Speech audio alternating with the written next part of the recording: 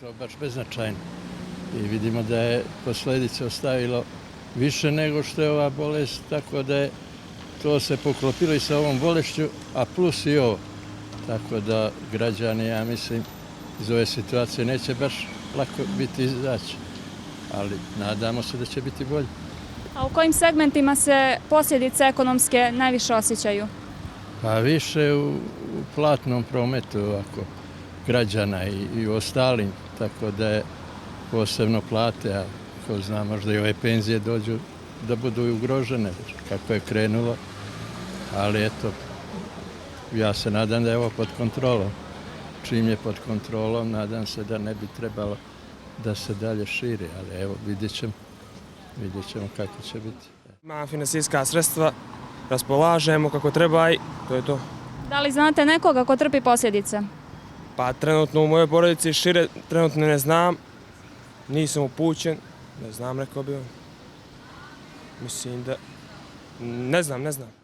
Očajan uticaj od države, nikakve pomoći, radimo za minimalac, jedva preživljavamo kraj s krajem, plate, tako reći da ne primamo, radim na plantaže 13. jul, plata kasni i to što zaradimo, trećina se od toga ne isplaćuje, radnici se potkradaju, katastrofa.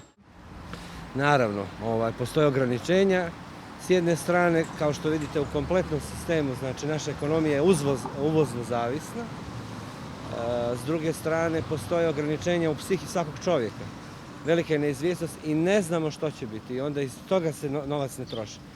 A i na kraju mislim da je u ova 3 mjeseca dosta nekih zaliha potrošeno. Imamo određenu zebnju da će biti još teža situacija jer, kao što znate, novac se stvara osnovnom proizvodnjom. Bojim se da mi kao sistem nismo iskoristili ovo vrijeme pa da one stvari od kojih zavisimo s polja malo osmislimo pa da počnemo makar da proizvodimo nešto. Ali ono što me raduje, vidim da su ljudi pojedinačno pokrenuli proces proizvodnje, vratili su se svojim imanjima, svoje džedovini koji su nekad prodavali pa išli u kazino da kockaju. Sada više toga nema, sada svako razmišlja.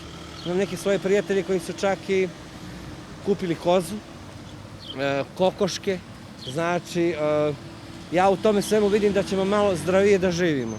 Ali definitivno situacija je ozbiljna. Čak i za najveće svjetske ekonomske institute ne postoji formula kako da izađemo iz ovoga. Jer se stvari rješavaju na terenu.